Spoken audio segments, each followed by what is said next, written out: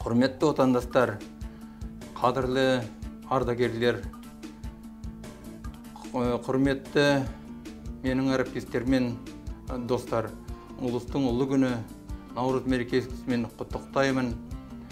Қазір өзіміз, отанымыз өтіп атқан күрделі кезеңде осы Наурыз мерекесінің мағынасы өте зор.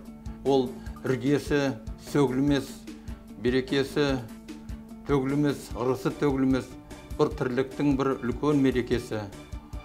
Тілейтінмін, осы мереке бәрімізге құт береке келсін, елімізге тыныштық әкелсін. Әрқашанда еліміз дамып, жақсы жолда жүруге жазсын, соны бәріңізге тілеймін.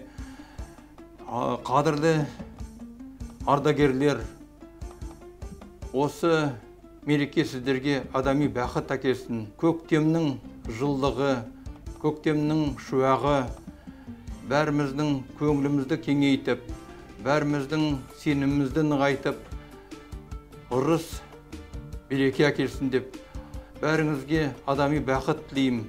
Әрқашанда абыройларыңыз жоғары болып, әрқашанда мерекемізді осылай тойлап жүруге жазсын.